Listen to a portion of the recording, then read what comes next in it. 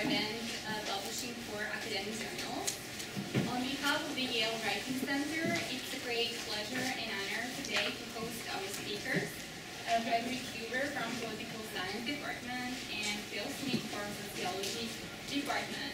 Our speakers today are going to explore all the questions of the publishing process for academic journals and offer a specific strategy on how to generate an article that gets published. I hope you're going to enjoy our event today, and we now meet our speakers. Thank you. Okay, well, thank you for coming, everybody. There's no such thing as a free lunch, so now you're going to sit through a presentation by Greg and myself on how to publish. I hope you find this somewhat interesting. We should talk a little bit first about our credentials so you believe what we're going to say. So I think my first article was published in 1991. Since then I've published 30 or 40, around about that. We went through the full refereeing process. I keep a little tally of every paper that I review, so I'm up to about 98 now. I've reviewed about 28 journals in sociology, but also in some allied fields such as archaeology and cultural studies. Greg, what about yourself? I'm going to sit. I'm lazy. I think it's safe to say that I have about the same number of papers published as Phil, and I also do a lot of reviewing like Phil. I don't know if you're an editor at the moment, but I'm an associate editor of a journal called the Quarterly Journal of Political Science, which uses aggressively what we'll talk about in a little bit, which is called the desk reject procedure. So I think that one of the things we want to talk about that's unique about this is the perspective of evaluating papers, not just from the view of someone who writes them, but is the view of the people who gets mobbed by these piles of paper coming in the door from graduate students and has to quickly decide which two are worthy of evaluation, which ones you can get rid of. So part of what we'll talk about today is, I think, from personal experience as well as from this editorial experience, how you can make a paper or prepare a paper so that it's more likely to survive that initial stage of the review process on the editor's desk before it even gets read by outsiders and others. So I think that's enough in the word of credentials. Yeah. We're going to sort of tag team this and take turns, I think. Okay, so the why bother slide. We've invested in very low production values here, so that we have focused attention. Why bother? These are 4 reasons why bother. I'm not even going to key down through them. Most people think it's just to get a job, but there's some other things that are worth mentioning here. One of them is self-esteem. What I find with students is that once they've published an article in a referee journal, they feel a lot more confident about asking a question in a conference to a major scholar. And they also feel they have a talking point. So if you end up in an interaction with a major scholar or just somebody in your field, you feel you are worthy of their time and attention. That's really important for you because you don't often have a benchmark of how good you are, except for some subjective observations of yourself and your peers or feedback from faculty. Quality control just is there to stop you from having delusions about what you're doing. And lastly, your work is important. So if you're a self-motivated scholar, you should want to get it out there in public because you think that what you're doing is something worthwhile. Otherwise, you wouldn't be in Yale in graduate school. And I mean, this last point, your work is important. If your work isn't published, it doesn't exist. Right? It's on my website. It's synonymous with the random people who send me things saying, I've written my own article about, the deep conspiracy that explains American politics. I get these in my email every day. That's equivalent to a working paper on your website, which is to say you might put it in your job packet, but it has no lasting power. Unless something gets published, it's going to be gone. It's not going to enter. It doesn't have either the stamp of importance by having survived peer review, nor is it something that people generally can find. And just putting your paper on SSRN does not make it something that's actually considered published. In fact, if you wanted to have a hierarchy of non-book publications, it would be something like this. There's peer-reviewed journal articles, and then there's everything else. And I know it's often tempting as a graduate student to think about, well, should I have a conference proceedings? I don't know why I said proceed. Conference proceedings in some disciplines. You can just submit a conference abstract and they'll actually publish the abstract. That doesn't count. Annual review type essays, they don't really count. Invited chapters, not really. Book reviews definitely don't count. And then all the other things that are working papers. So those are things that sometimes people spend a lot of time on. Yeah. And if it's your only publication, it's better than nothing. But it's really, everybody perceives edited volumes coming out of conferences as things people rarely read. There are exceptions. There are great articles published in conference volumes. The worst thing you can do is have the best article in a conference volume. Yeah. Because if it was that good, why isn't it published in a journal? Right? So in general, this is the hierarchy. And so what we're going to talk about is how you can maximize the chance that your thing ends up in the top tier, which is basically a peer-reviewed published article. Now that, again, I'm saying these are rankings. I think the thing that people often do in graduate school is sometimes they get to do these invited chapters or essays inside of conference volumes, and often that's a good way to publish something that can't get published in a journal. So that's, you know, so like if you're writing a really good review essay, that may be the right place for it, but it's not treated the same way by the discipline as in a novel scholarly research that ends up in a referee. Oh, okay, just that one thing. Quite often the pattern that I've detected is that graduate students are seduced by major figures writing these collected editions, and they blow the best chapter of their thesis in one of these edited volumes. And then it's disappeared without trace. You can't bring it back and send it to the top journal in your field. It's gone, gone, gone, you've missed a chance. When you get asked to write something for an edited volume, that's your chance to offload something that you think is kind of interesting but you don't want to follow through on. Or it's something, as Greg says, that can't be published somewhere else. Say a comprehensive literature review of a field. And if you've ever been asked to do one of these encyclopedia entries, or like a handbook of entry that's like, 2,000 words, it's almost certainly not worth your time. Because that's time you could spend doing something like sleeping, or writing, or trying to write an article that might not work out, because I think you literally, no one considers that a publication I've ever seen. It's like New York Times op-eds and things like that. It's just space.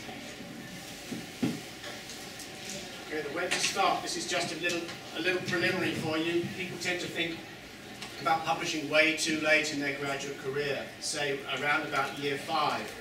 If that happens, you're going to be dead in the water until year 8 when you're marketable.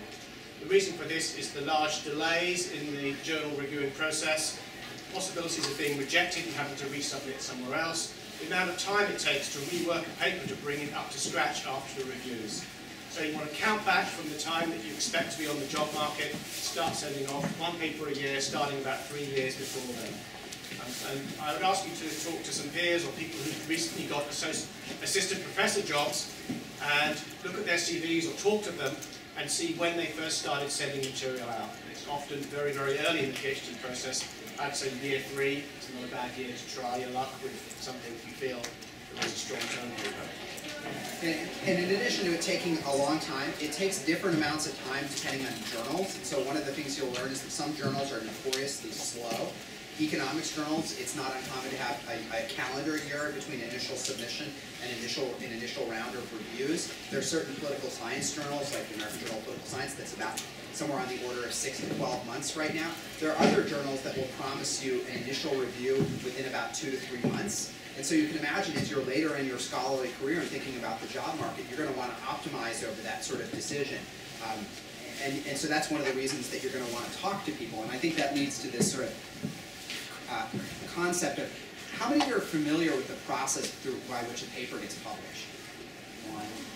Few of you? Okay. So you might think that what happens is you just sort of send a paper in, and then it gets accepted, and that's it. But you're missing all of the stuff that goes on in between. So just roughly to run through this, the first thing you need to know is, like, where are you going to send it? And a lot of what we think about is, and we'll talk about this in more detail, is what's the appropriate outlet for the type of paper that I've written? Because your disciplines are all heterogeneous. They all have different sort of places that'll take different sort of work, and you need to figure out where you're going to send it. And then, given that you've thought about that, this general specialist divide, what can you actually send them, and what are their rules? And this turns out to vary a lot. So they'll say things like page limitations, whether or not they seem to accept work that has tabular or figure material. Some, they don't want any presentation of statistical analysis. Others, if your article doesn't have statistical analysis, it's highly unlikely to get published. So you're looking through the journal to figure out appropriateness, and then also just the procedural rules that exist. It's now much easier, as Phil was pointing out to me, that you used to have to send in paper copies. Now, it was like before JSTOR, people went to the library. We don't have to anymore to read journal articles, and so that's a monumental change. It's much more efficient. The downside is people are much more likely to send in bad papers. So editors face this bevy of papers that come in over the transom because it's really easy to send in a paper, and it gets rejected and people immediately submit it to another journal. In political science, at least, what happens is that after your article is submitted, and I think this is true across the social sciences, it generally ends up on an editor or an editorial assistant's desk. And this varies based on the journal. In the journal I edit, the 2 editors initially review the article. They desk reject about 20% of the articles, which is to say they make a decision they're not even going to send out for further review. The remaining 80% of articles are assigned to an associate editor. I'm the associate editor, and I make a decision about whether or not I think the article is suitable for review. I then, if I think it's suitable for review, I can go forward. If I think it should be rejected, I argue to the editors that the paper could be rejected. I desk reject about half the papers that are sent to me. So about 60% of the papers that come in the door at the Quarterly Journal of Political Science that are in my topic area get desk rejected. At other journals, the editors make an initial screening, or an editorial assistant, who's often a grad student or a postdoc, looks at each article and makes a decision about whether or not it should be desk rejected. In some of these big journals, an editor never looks at your paper before assigning reviewers, and in fact, the reviewers would be assigned by an editorial assistant. And we'll talk about what that means for how you signal who you want to be a reviewer. Some of our journals are blind. Are sociology journals blinded? Okay, economics and political science. Economics is generally not blinded to the reviewer, so the reviewer knows who the author is. Google means everybody knows who the author is anyway if they want to look. In political science, I think we're about half the journals are blind review.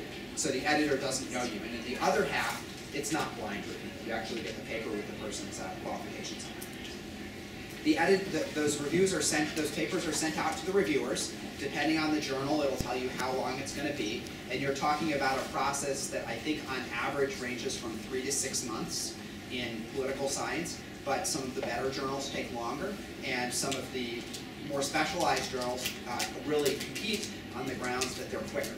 But that process is those people are sent the paper, they read the paper, and they're asked to submit a written recommendation.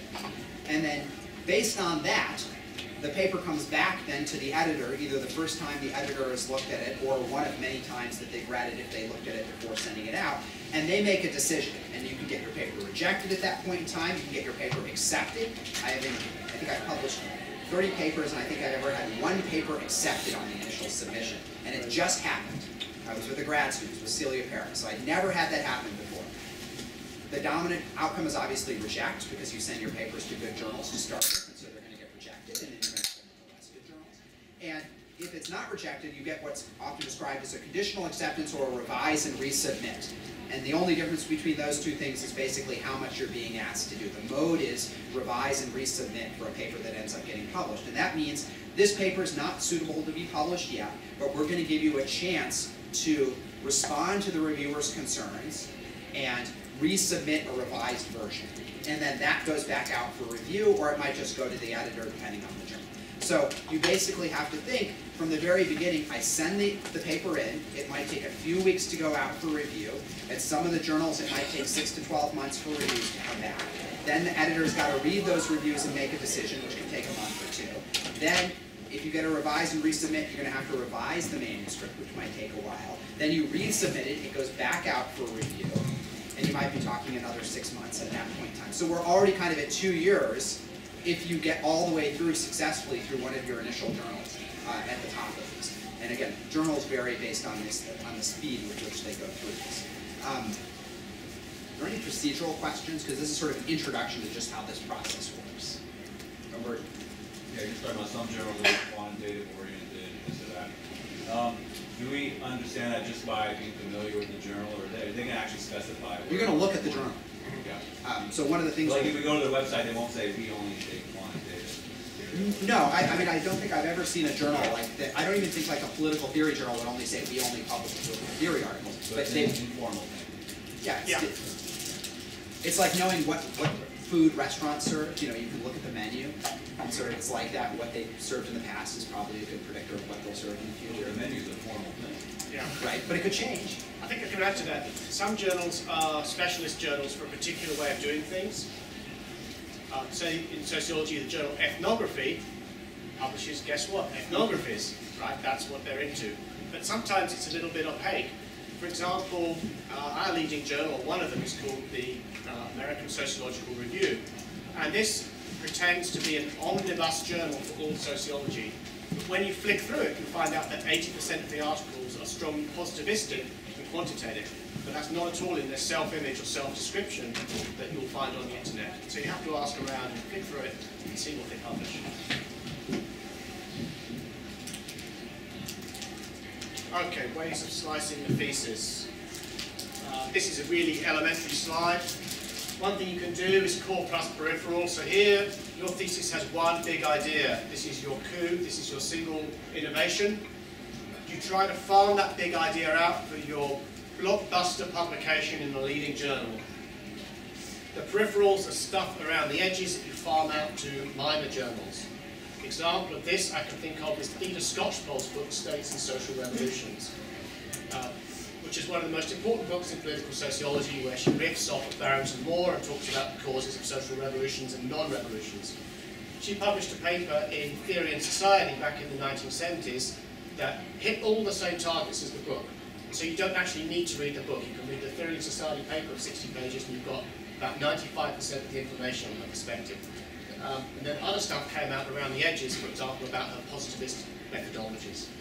Salami slicing, as I call it somewhat pejoratively, often happens when you have a large data set. If you have a large data set, it can often be very convenient to put together papers that chop this up into discrete themes, often by variable. So Greg says that nobody publishes on voting behaviour anymore, but let's say we have a voting behaviour data set. We might have one chapter on the impact of race, one on the impact of education, one on the impact of region. And then we'd have all of our statistical analysis, each of them focusing on a different variable and theorising it perhaps in an interesting way. Splitting theory and data is often quite common as well in sociology. It's hard to put them together in one paper. You often eat up too many words. Right? You imagine doing 10,000 words talking about Heidegger, Husserl and Wittgenstein.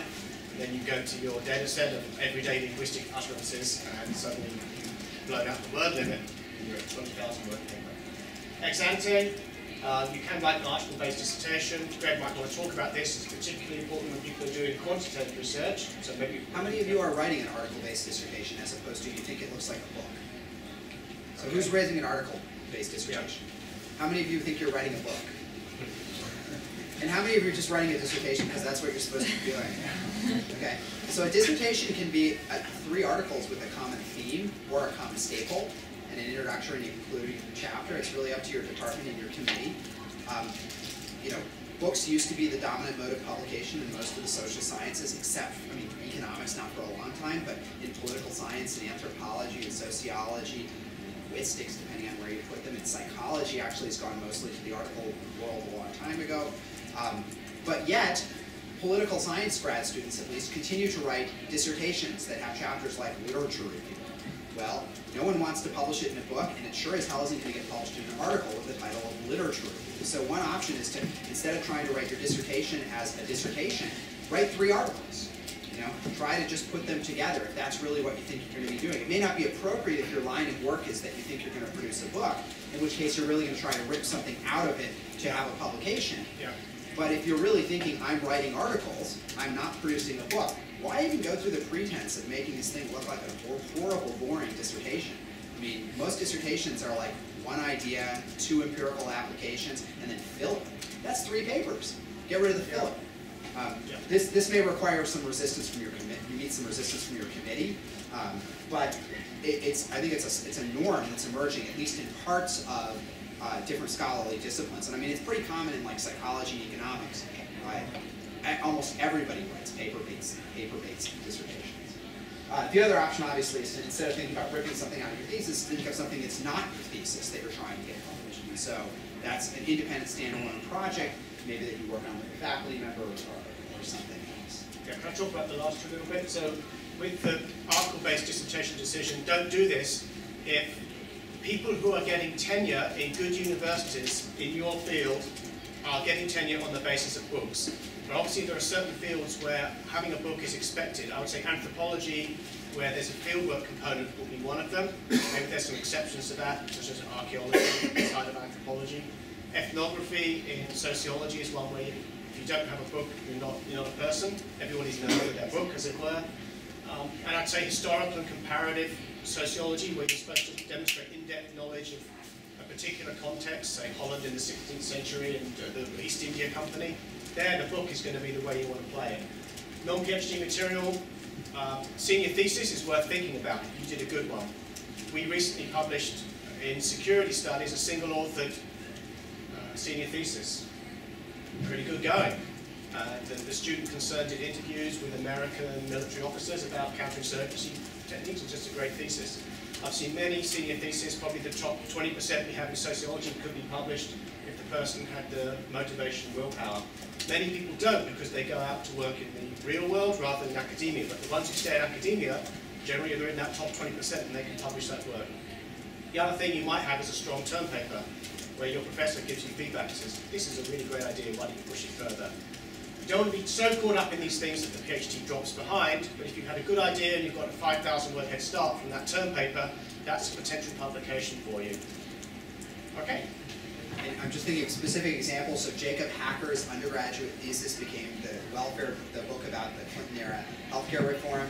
And David Brockman, one of our Yale undergrads, who's now a PhD student at Berkeley, his undergrad thesis became an article in the American Journal of Political Science with Dan Butler. So, you know, not that it's not intimidating to have undergrads who have better publication records than certain, you know, it's a little bit much. But the point is, you may have already done a lot of research that with additional work, you're farther down the road than you would have thought necessarily. Just to come back to that, actually, I just remind me of one thing about my whole presentation, which is that you've done all the hard yakka as the undergraduate student doing your interviews or your fieldwork for that thesis. But what you didn't have was the comprehensive knowledge of the discipline that you might have picked up after 2 years in grad school. So it could be that letting that work lie fallow and then revisiting it after 2 years will let you power it up. You'll also have better skills as a writer and as a thinker that will help generate that publication. So think about looking at your old stuff and seeing if you can rework it. Okay, so now we're going to get into like what it's like to be an editor and a reviewer, because maybe that's sort of where you can add more specific experiential detail. But before we get there, I wanted to see if anybody had any questions or comments. You mentioned a book for which there had existed an article which covered 95% of the same material. Are you saying that it might be better not to publish articles at all, in that it might prejudice the possible existence of a book further down the road, if that's how you're thinking of it? I have talked to recent PhD students of mine who tried to publish books at Cambridge, and Cambridge actually asks now, is there an article version of your book? So if you really do eventually want to publish a book, they're concerned that no one buys books anymore, because no one buys books anymore, and they're concerned that if you have an article version of your essay, and there's JSTOR and other online services, why would they buy the $50 version of your book? So it is something to think about if you think that it's going to really sort of take away the original contribution of the book. Now, I think that there has to be enough value added left in the book to make people want to still buy the book, and that probably varies a lot by field. I can speak to that point as well, because I've spoken to some editors about this issue, and they're in a tricky position if you're a student, because you're this unknown quantity. So if Greg or I write a book, they kind of heard of us, and we have a job at a reasonably well-known university, so they can trust that our manuscript might be reasonably worth people paying money for. But for you guys, you have very little information about you. If you've been previously published in a referee journal, they've got a mark of quality stamped on your forehead that makes them more confident to go with you. But the worry, as Greg says, is that the whole of the book has come out before. I've often advised people to publish 1 or 2 of the empirical chapters and hold back on the whole thing. With my own books, when I've been doing them, I've often not published the best material in referee journals because I want to have something to entice the editors to make them think there's something new there. So maybe I've published 2 chapters out of the 6. And I think editors are having a particular problem these days with dissertation books, because for this dynamic which is described, which is no one buys dissertation books because they used to publish them all the time. They were subsidized by university presses. That business is very bad, and so they're much less likely to publish. And not only are they less likely to publish, they're less likely to publish if they aren't sure that they're going to make a certain number of sales. And anything you do that reduces your ability to sell those copies, like have an article version, may affect it. So I think that is something to consult with your committee about carefully. Question. Is there a simple formula? I mean, a book is worth how many articles? It varies dramatically by field and by department. Science. It varies dramatically by field and department. And then when you say a quote-unquote dissertation book, is there something about the style that makes it a dissertation? No, it's that it's your it? first book. It's your newbie book. So actually, if you're a grad student who's already published a book, which we've had a couple of grad students who come in with books, they're treated entirely differently by editors because they're a known quantity. So a dissertation book is just the first. First book. For most people, it's their first book. Maybe there's someone who's published a book here before going to grad school. I commend them. So, it's not me. So this is where I can think of adding some value, perhaps that's clearest, which is when I'm an editor, this is, Phil nicely put this up here, like things we think about. Well, there are never enough good papers coming in. That's one of the things we constantly say. We wish we had better papers to read. The other thing we say is that, man, there are these really bad papers, and it takes a lot of time just to process them. And you want to draw the 2x2? Or I do the 2x2. You can talk while I do the 2x2. Okay, so and Phil's going to show. This is our worldview, which may or may not be correct, but the one we have. And so all of this comes down to, as an editor, I don't have enough reviewers to read all the papers that get sent to me, because they shoot me, and they'll say no if I overburden them. So I roughly divide the world into these two cells, which is something like, is this paper something that I should publish because it's on an interesting topic, and is it competent? Okay. So we think about a paper coming in, it's falling into one of these cells. You do not want to be in the cell where you are incompetent and boring. Right. Quite a few papers we get actually are interesting but weak, and they're often the ones that we will do a revise and resubmit on, because we think the person has an interesting idea that we want to see develop further. And we don't mind putting energy into these papers. Boring and competent is sort of a sad cell to be in. What it means is you're a bit of a stick in the mud, you're not very innovative, and you are going along familiar, well-trodden paths. These are often difficult ones to review, because you can't think of a good reason to reject them, except that they're really not that interesting. And so those end up in lower tier journals, but there's nothing wrong with them. Yeah. Right? So the political science version of this is someone ran a field experiment that says that if you have someone knock on your door, you're 3 points more likely to turn out. And then someone ran a field experiment that said, oh, if we send 2 people to the door at the same time, is it an experiment, do we get a different treatment effect than if we only send 1 person to the door when they knock on your door? And it turns out that having 2 people come to the door makes you, 0.5 percentage points more likely to turn out than if you just had 1 person. Yeah. That's a good thing to know. That's solid science, and you stayed awake this long, right? And those papers do get published because they look that they're actually competent. They answer a question. There's nothing wrong, but they don't get published in the top journals. And those are actually often okay papers for grad students too. Yeah. Yeah, and they often help you get a job because they show you've got solid research methods and you can run a project by yourself and so on. Generally, we don't get so excited by them as by these. And we really want these people to succeed if only they could get their act together. And weak can take many different forms. And maybe it's useful to say that papers that are so bad that they're going to be hard to review don't get sent out for review. And I think you should think like a reviewer when you write a paper. What is a reviewer? A reviewer is doing a charitable service for the discipline. Reviewers are in short supply. So you should think of reviewers as busy, lazy, and unaccountable. Okay? The reason they're busy is because if the reviewer is not busy, they're not doing research. And so the good reviewers are busy. They're lazy in that they don't have time to figure out what you meant to say if you don't say it and don't make it clear exactly what you've done. And they're unaccountable because they are not going to be, you are not going to be able to say, well, explain yourself. Why didn't you understand this? They're going to write an anonymous report that you're going to get back. And so any error you make is an error that's counted against you. If when I'm reading a paper, I can't figure out what the paper is about in the first page and a half, that's your fault, not my fault. Yep. If I can't figure out the way you've coded a variable, there's a variable in a regression called gender.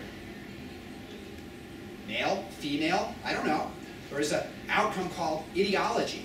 Does higher values mean more conservative? Do higher values mean more liberal? I don't have time to figure that out. I don't know what the range of how things are done.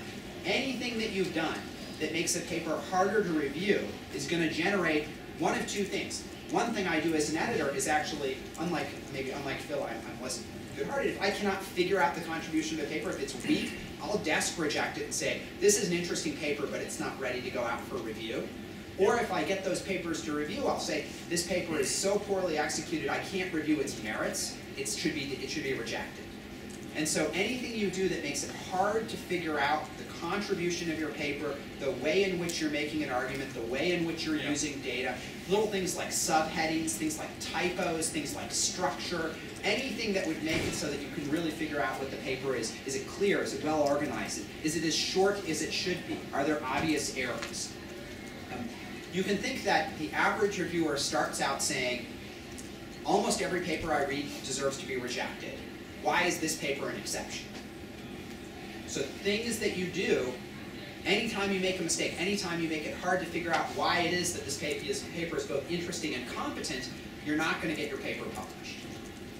And I think that before we get into sort of the kinds of papers we reject, let me just make it a point that sometimes people have two things that they think are going to make their paper less likely to be accepted. One is they think that if the writing is simple and clear, it's not academic. Yeah.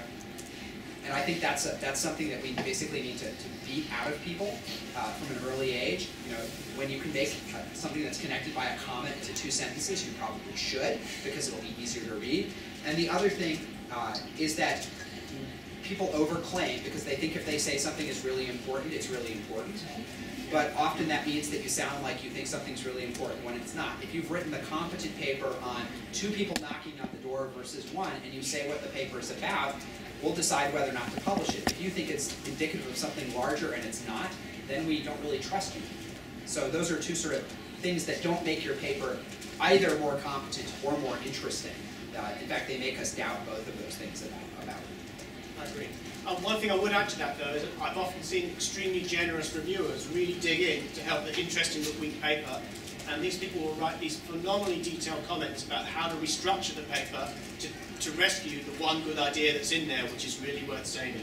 And that's great when you, as an editor, when you get those reviewers, because they've done your work for you. You don't have to do this excavation. So things that lead papers to be rejected. Okay, let's go there. Okay, desk reject. You picked the wrong journal. You sent your paper to a quantitative journal when you've written ethnography. You've sent a paper about the body to a journal that's about voting behaviour. So think about that very clearly before you send things off. Is this journal the kind of journal that takes my paper? We reject things that are rambling. Greg's been talking about that now. Things that are incoherent where we can't quite see what you want to say. My personal experience has been that papers that fall into the incoherent category tend to be strongly influenced by cultural theory, cultural studies, normative political theory. I'll put myself on the line there. This is the sort of paper that you get coming in. Heidegger versus Husserl on the good society. And by the way, what did Carl Schmitt say about this? Those kind of papers often don't show good clarity of thought. Not that the top minds are in control of that material. Papers we get coming in, they don't. The IKEA regression analysis, we've spoken about that when somebody just pegs a bunch of off-the-peg techniques from Stata, and lo and behold, we have a regression analysis on voting behaviour or door knocking. And the last one's a tricky one. These are papers where somebody's enthusiastic about a leading-edge method, often some kind of fancy statistics that they think will lead to, what should we say, a major paradigm revolution in quantitative research. And they're so caught up in this new technique which they've learned from somebody in the astrophysics department or in mathematical modelling or something, that they believe other people in the routine discipline will be seduced by the brilliance of this new method. And in fact, unless they can use this new method to get a payoff, we're simply left with a fancy technique that's floating free in space and doesn't really attract anybody. There are a few journals that do like these kinds of things, and they often have the word methodology in the title. In that case, you might be able to plant your paper as an example of how a new methodology might offer a way forward. But for generalist journals, we're not really typically interested in fancy techniques. It's more about how the fancy technique will lead to a substantive finding. This was specific to the grad student papers that we've recently looked at. So errors that you can make. I think the first error is the one I see most frequently, which is the paper isn't sent to the right journal. Sometimes I think people are sending a journal article out because they hope to use the journal review process as a way to get feedback on their work. And editors are onto this. And the consequence of it is, if you send mediocre papers, they will send you mediocre reviewers, or they will desk reject you. And so the downside is it's not clear that this is the optimal strategy. You should at least make sure that you think the paper looks like that type of article, that type of journal article. And this just requires a little bit of professional training on your part to just look through, is this the right journal for historical political thought? Is the right journal for contemporary political thought? Is this the right journal for novel statistical analysis of old data? You can figure out whatever it is, and it's going to vary by your discipline. But this is presumably part of what you've gone to graduate school to do, is to read these journals and figure out where things get published in. These are, I think, come back to this sort of things that make your paper weak rather than competent. So one thing is not seeing your own best idea. It's sort of it's a salesmanship problem. Right? Yeah. You're not able to actually, you have a good idea, but you manage to bury the lead. Yeah. And these are not fatal flaws, right? These are presentational errors. So sometimes that gets into the idea of there's too many moving parts. So you try to shove everything you've ever done into a paper, or 2 or 3 things. Most really good papers do one thing. Okay? It's like going to a restaurant where they add extra ingredients along the way. It doesn't make things better. It's like my theory about the restaurant Zinc downtown. They always have 2 extra things added to every dish. Mango and something. You don't need the mango and something, you need the main course. So you want to have the main contribution in your article be the thing that's there. And the other stuff is kind of filler, but most people, I think, allow articles to get cluttered. Yeah. And that means that either they don't do a really good job on the main thing, or it gets buried. So you can really do probably one thing well in an article. What is the one thing this article is going to do? And that should be apparent by like paragraph 3. Yep. This comes back to if they can't figure out why they should publish your article, they're not going to publish your article. All these things about unclear on contributions, bad writing, muddled thinking. A related problem of selling this is just telling us why we should be interested. And this is kind of something that I think is a skill that people develop over time. And the way you generally figure out how people develop this skill is to look at papers that they publish that are on narrow topics that get published in general interest journals. And usually that's because they manage to somehow relate the boring specific thing they're studying to some large debate in the discipline. We joke that this is often in political science by quoting a dead Greek. Whatever the referent is that you need to bring in, Barrington Moore, comparativists quote Barrington Moore, Theta Scotchpole, or Sam Huntington. Who is it that you need to reference? This is a salesmanship job that I think you get better over time, but you ought to be able to tell me and a generalist, if you're sending your article to a generalist journal, maybe why it's not the central thing in your discipline, but why it at least is relevant to the central thing, or a central enough thing that people outside of your narrow subfield ought to publish. And to give you an example of this, we had a grad student who had a paper, David Nickerson, who's now a tenured professor at Notre Dame, who had a paper where the question was, if I come and knock on your door and ask you to vote, does it increase the chance that your spouse also votes? Okay. That sounds kind of like a boring question. Except the reason the paper gets published is because it's about the following question. Are social networks consequential for the transmission of information? Which is to say, if I tell someone something, do they tell their friends? And are they able to affect their friends? Yep. So the entire paper is about a field experiment in which we're comparing knocking on doors and either telling you about voting or telling you about the environment, and we're looking at your spouse's behavior. Yeah. So that's literally the experiment. But it's framed as about social networks and social contagion. So part of what you do in your papers is you get down to something you can actually study and do competently, and then you tell us why it's something bigger than what it is. And there's this trade-off. You don't want to overclaim, but you at least have to tell us why we care. And then this problems of tone and authority, I think, comes down to the don't overclaim, understand the limitations. One of the key things here is if there is an obvious weakness with your paper, you're not better off assuming reviewers are going to miss it. You're often better off acknowledging limitations and addressing them to the best of your ability, and some limitations can't be addressed. I don't think those are usually addressed in the intro. Here are the 5 limitations of my paper. Rather, they're the type of things you have to acknowledge somewhere along the line because you don't want to overclaim, because basically that suggests you don't realize that there are mistakes with your paper.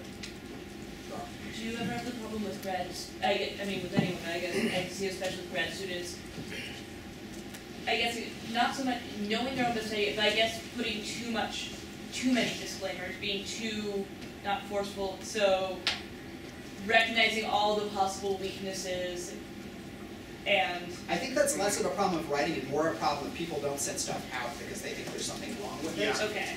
Yeah. Okay. But a good, there are lots of very successful people who, when you read the last paper of their paragraph, they say, this paper makes this contribution. Here are 3 concerns and reasons that more work needs to be done. Yeah.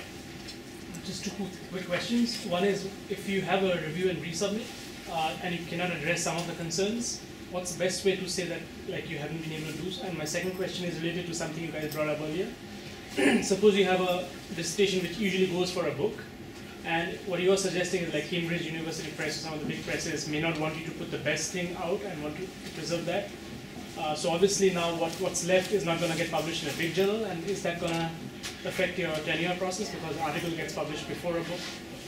I would say that's a difficult dilemma for you, because you might want the blockbuster article so that you can get the job in a really great university. If that's the case, then that should be your first step, really, to get the article out, to get the job in the highest status university. But it's a nasty problem, particularly if you're doing some kind of historical and comparative thesis where you can easily blow your best data and your theoretical innovation very, very quickly. So I don't have an answer to that. We're going to talk about what happens later on with the letters in a minute. I'm going to add 2 things to interesting. Interesting is, in a way, you think something's interesting because it's interesting to you. In a way, that's a good thing, because it shows you're totally caught up in your research and you love it. Right? So that's great. You really internalize the world of the authors you're reading, the literature, you really care about it. But you have to realize that it's kind of like having a pet cat. And you might be able to talk for hours about your pet cat to other cat lovers, but most people are just not interested. They're just not into your cat. And so you have to try to make other people care and see the world the way that you do. What Greg was saying, we often call that leveraging. You have a small finding, you can leverage it to a big issue as far as possible, and that's the way to go. And the other way you can do this is to quote back to the founding fathers, or at least the major figures in your discipline, to try to show that your case study about one little thing is dealing with an eternal issue that's bugged people for centuries. What is the basis of social order? What works better in maintaining social order? Coercion or indoctrination, for example. So try to connect using appropriate quotations to legendary figures in the discipline. We pejoratively call that in political science the APSR, which is the American Political Science Review, APSRification of papers, which is the sort of window dressing that you do because it's what gets paper published, yet it's something you have to do because it's precisely because editors are held to account for publishing articles that people in the discipline don't complain about. And one of the ways they don't complain is that they relate to big topics that people can assign in grad courses. Do you have any advice on how we can determine whether a paper is ready to be submitted somewhere? Oh, yeah, why don't we go here, and then. Yeah. So I think this you want? Is it me? I don't know. Okay, so the first bullet point fortuitously is predicted by your question. So faculty will often give you a go signal, because they've seen it all before, and say, yeah, send it off, or no, still on it, usable work. These are the things they'll do for you. Draft, read, up to a point, sometimes it's frustrating. I think as a faculty member, what's frustrating is when the drafts come back that are remarkably similar to one another. So the feedback hasn't sunk in and it gets demoralizing because we're seeing the same paper over and over again. So please try to make sure your successive draft is different from the one before and you listen to the advice you got. If possible, get written feedback from your faculty member via an email, for example. That's much more useful, I find, than a half-hour chat where you might get the wrong end of the stick, or the communication process might break down for one reason or another, or be diverted. So feedback's important. Co-authorship's tricky. I think that Greg's going to talk about that in a minute. A couple of relevant issues here is who did the most work in the writing. Often people have good ideas and they think, well, I own the paper because I had the good idea. But I'm throwing out several good ideas a day, actually, because my brain works in that way. I keep thinking of things, but you can't follow through with them all. So it's the person who follows through on the good idea should get the credit. That's what I'm thinking about. One thing that students don't often appreciate is the question of data set ownership. Putting together a data set, getting a grant, running a survey, particularly as part of a team, is this monumental effort. And as somebody who's written with students, it's a little bit tricky here because the student might think, heck, I did all the regression analyses, I wrote 70% of the words in this paper, it's my paper. But it can be a little bit more complex than that because the paper wouldn't have existed without the data set that somebody had to work weekends on to get their NSF grant or whatever. So do have a think about who owns the data set. If it's a public data set that's floating around out there, like Ad Health or World Value Survey, then just go for it, that's fine. You could make a much stronger claim to being the first author. Between the lines read basically is that you guys are not familiar with what reviewers, editors are saying when they send you back written feedback, but the faculty member will have seen it all before, and they can often read the subtle hints that somebody really wants this paper, that you've fallen into the interesting but semi-competent category, for example, and there's a really good chance of your paper being accepted. So that's where you can really use them. And moral support, of course, that's what we're here for as well. So, Greg? Well, I was going to say about the reading, I think this is a thing that you all have peers in graduate school, and one of the things that's nice is they probably don't study exactly what you study. That means they're really good to read the first 3 pages of most of your papers to figure out if they can figure out what the paper's about and it's a good paper.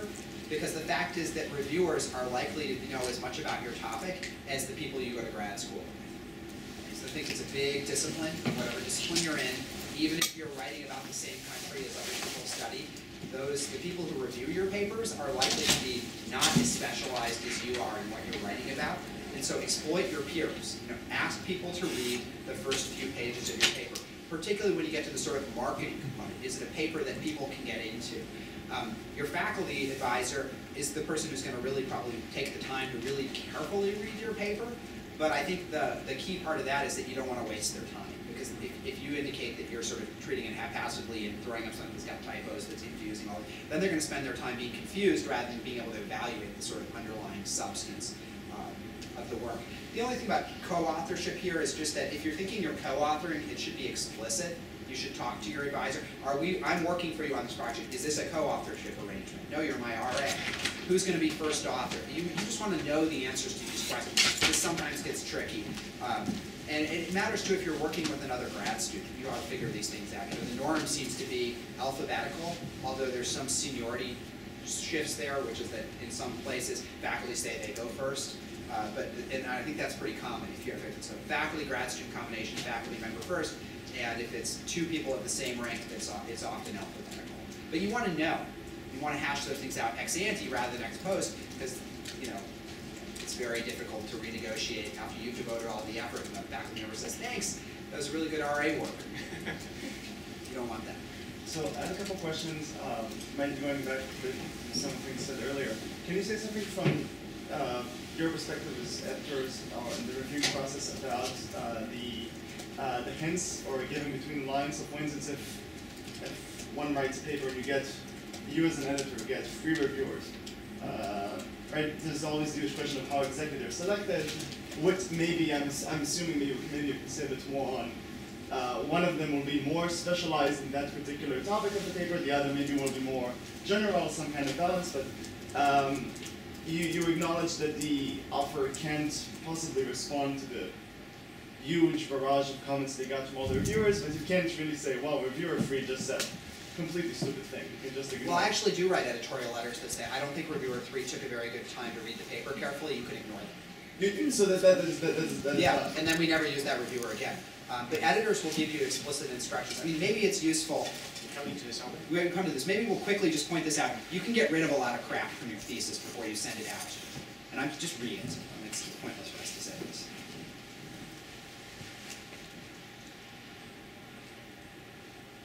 Anything that begins with the title literature review. Yes, right. Yeah, you can call that generally theories of X, and it sounds more interesting than literature review. And I don't think there's anything to stop us from sending these slides out by email. No, I think it's okay. Just quickly riff on a couple of these. When you write a thesis, you're often trying to show you're a competent member of an academic community, and you can jump through certain hoops. But when you write a journal article, that's not the case. The assumption is you already are a competent member of the academic community because you've been published in this journal. That means you can cut out a lot of justifications for why you did or didn't do certain things, as long as you're following some kind of standard procedure. long discussions about code and reliability. They may or may not be necessary, but often they're less necessary than in the thesis. The important thing is the bottom slide, people trust you. So if you're in the journal, they assume you're a competent ethnographer. They assume you're competent at data analysis in a way that a thesis committee might not. They might need to see more upfront talk about why you took certain decisions. And a lot of that stuff can these days be shoved into appendices that aren't in the paper, but you just provide it when you submit the paper. Yeah. So, you know, question wording for every every survey, you can't possibly put that in the paper proper. So this revision letters, because I think this topic has come up a few times already. So I send out as an editor a letter that says, here are 3 reviews, we're offering you a chance to revise and resubmit. Then I usually hint at what I think is important. I often add my own commentary. Yeah. So you want to look at what the editor's letter says, because it's the guidance about if you're giving conflicting advice about what you're supposed to be doing. The other things you're going to want to deal with, obviously, are things that the reviewers agree about, right? And I think that it sounds like Phil and I do exactly the same thing. The first thing I literally do is I take each of the reviews and I copy them into the word processing software and I make a numbered list for each reviewer. You know, and that might be 22 things for a reviewer. And when I send a paper back, I like to send back a memo to each reviewer that says, here is what I did on each of your things. You know, your question is, how did I code something? Supplemental Appendix Table 3 explains how this is coded. You know, it is coded this way. Then they say, what if you code it that way? When you code it this way, this is the result you get. A general idea is that if you can answer a reviewer's question and do the thing the reviewer asks, it's always better to do that than to argue. Right? You basically, the reviewer says, I want this, and you say, yes, you can have it. Consider the difference between that. The reviewer, I want this, and you say, no. Now you have to explain yourself. Why not just say, okay, we'll do it your way. It doesn't make a difference. So at every chance is, you should do something rather than just to argue or ignore. Now sometimes you can't do what's been asked of you, or the reviewers are pulling you in different directions. But I think the important thing in each case is you want the reviewer to leave with what's described as the fast food rule. Right? If you order fast food and you drive up to one of those little teleprompter things, whatever they're called, and you say, I'd like X, Y, and Z, what do? It's the first thing they do. They repeat it back to you. Okay? So when you repeat back to the reviewer their comment in favorable light, you demonstrate that you paid attention to them. That's a point, right? It makes people feel better when you take their arguments seriously. And then you do your best to engage with it. And this is like, it's described here as like a contract. It's literally, here are the things you asked for, here are the things I did. Yeah, what more can I do? Right, what more can I do? It also, Phil was pointing out, it sets the ground rules. If these were your problems, here's what I've done. Now you don't get a chance to come up with new problems the next time. Yeah, exactly. And what you don't want is a long, rambling letter talking about what you've been doing. You need to hit these as bullet points or numbered points. And it unconsciously changes the whole process from one of negotiation to one of a deal in a strange kind of way, I must say. But it does work like that exactly. So does this address the questions that people have about sort of what our R&R memo should look like? It's kind of a different question actually. Go ahead. And just change the focus a little bit. So I actually got a response to a submission that I made a while back today. I just got it today, and it was really odd. And there were 2 blind reviews. One of them was an acceptance, and one of them was a rejection. They were completely opposite. And I just wonder how often that happens. And I'm a little torn.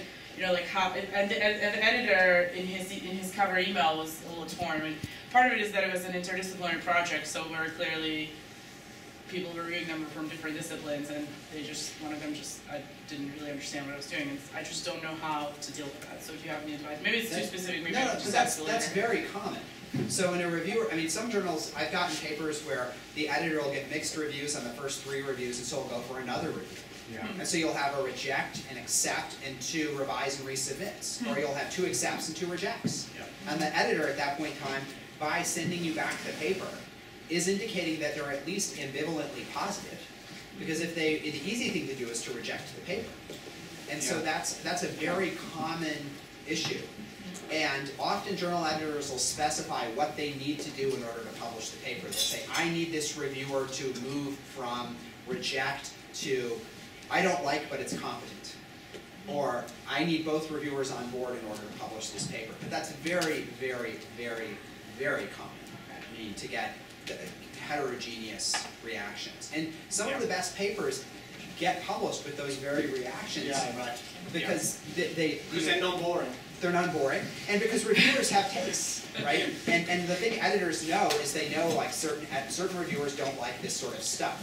You still want to know what they have to say. It's just you may not act on their recommendation, and that comes down to sometimes reviewers say reject, and then they list like 10 things, and the editor says those aren't rejections.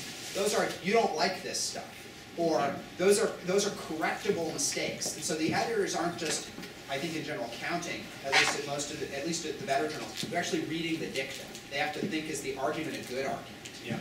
Which is why your review memo serves two purposes. One is it goes to the reviewers. The other thing it does is if the editor has to make a decision, they'll have your review memo in front of you.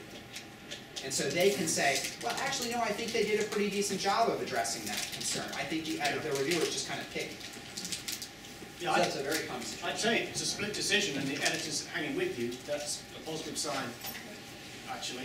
Because if they have too many submissions and they're looking for excuses to dump stuff because the backlog is huge, then you'd have been cut. So somebody believes in you. Two people do, and one person doesn't. The other thing to remember is you can have these maverick reviewers who simply have a bee in their bonnet about something. I had one once that didn't like typologies. They said typologies do not achieve anything. Which is bizarre, because they're a staple of social science, and some of the greatest papers and most cited papers ever have put forward typologies. Kinds of individuals, kinds of organizations, kinds of behaviors. So that review was pretty useless. Where would we be without James Q. Wilson? Political typologist. Yeah. So I think that's, yeah, we're done with that slide, yeah. Well, any other questions about that part of the process? So then if they do ask you something that you just can't do, is it best to explain why, so you're saying like, explain why they were maybe right to ask you, but why it's not feasible? I think, yes. I Even think, if you think they're wrong to ask you? well, that's argument. Yeah, I'm saying so don't, so I'm saying Well, don't. if you really think that it's going to make it, you're going to have to take a position probably. Yeah. But the point is that if you can do something rather than arguing, it's usually better to do something. Yeah. Sometimes you can't avoid arguing. Sure. The ones I found difficult is when they want to do something and it destroys the elegant structure of a beautifully constructed paper, at least as I imagine it to myself in some fantasy. So I think I've got a pretty tight paper that's a good product, good enough, but the comment says, why don't you talk about something else? And then I have to completely pull the paper apart and rebuild it. And that's an awful lot of work. And in that context, rather than saying, I think the paper's pretty good, your suggestion is going to lead me to have to rebuild my paper, I tend to put the suggestion somewhere in there in the conclusion.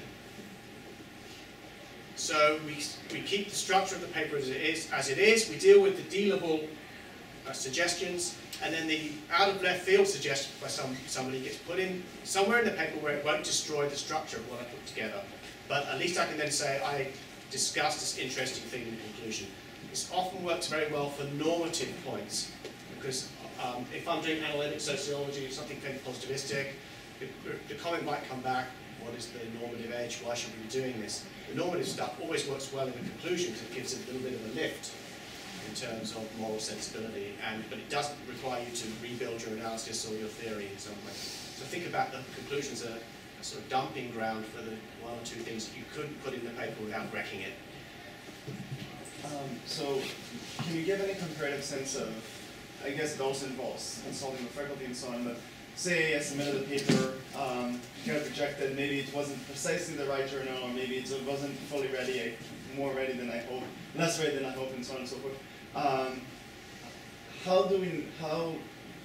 When does it make sense to sort of just say, all right, just gonna bet on my luck again and send it almost as it is, with not that many changes, I'm not gonna take all these reviews on board, just take it somewhere else and see what they say. When do you sort of stop and say, all right, it's time to go back to the drawing board, kind of? I would say if they reject you, we're going to come to this anyway, aren't we? So this is what the next, we've got it, this next slide. Okay. So if they give you any kind of revise and resubmit, I'd probably make the changes like Greg, and I'd contractize the 50 things they want you to do and try to do them and see if that works. And it might take you a month, but that's probably worth doing. Because you've got a foot in the door, and that foot in the door, that door might be 50% open, 60% open, 70% open. So it's probably worth just rolling over and doing what they ask and seeing if it works. Now, it might be that that process then wrecks your paper, and you think sincerely it's not as interesting as the one you sent in originally because your structure has been pulled apart and it's now doing too many things. Ironically enough, the reviewers might have asked you to introduce more moving parts and you didn't want them and it's not helping. In that case, you can always send off the original paper to the next journal if you get rejected after meeting those suggestions. And that's a difficult choice to make. This is a really tough problem, which is that if you really think, people often envision when their paper gets rejected, oh, I'm just going to spend a couple of weeks making it better and I'm going to send it right back. And then it's like 6 months later and the paper's still sitting on their desk. So I think for a lot of people, the problem is they get reviews. The paper is rejected at a good journal. Let's say it only takes 1 rejection out of 3 reviewers to reject a paper because they're processing paperwork. Or it just gets 2 negatives and 1 positive, or 2 ho-hos or something like that. You know, I'm not so excited. What do? I think this comes down to when you look at the reviews, you have to make some decision. Often helps to show it to other people, the reviews, and then make a decision about, is it worth it to actually try to improve the paper given how long that's going to take, or should I just send it one paper down the rung? Yeah. I think there's 2 risks to that.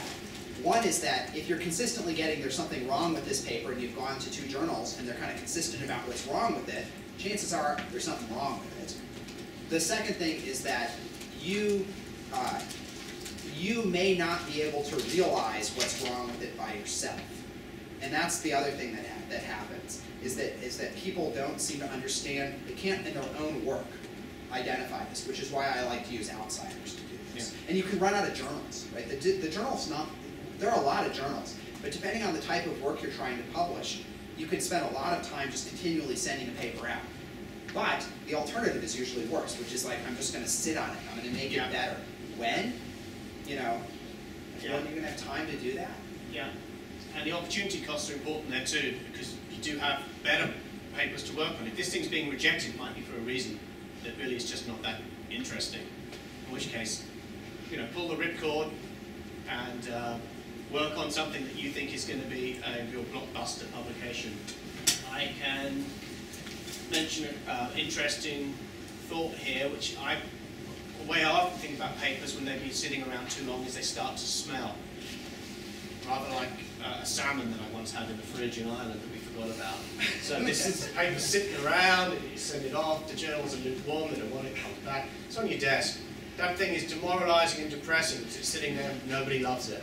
The best thing you can do is get it back out of the door and out of your fridge and into the circulation, because maybe somebody will buy it, maybe somebody will like it, and then you can move on. Moving down the tree, obviously you move from the higher status locations to the lower status ones.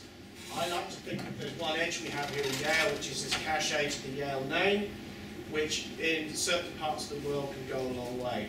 So if you want to pull the ripcord on something that's not working for you and is starting to smell, there are many journals around the world which are perfectly solid and where a Yale publication might work to your advantage. Or an edited conference file. Or somebody asks you for that chapter and you think, this isn't working, it's smelling, I want it out of my life, I want to write about something that's working for me. So do that.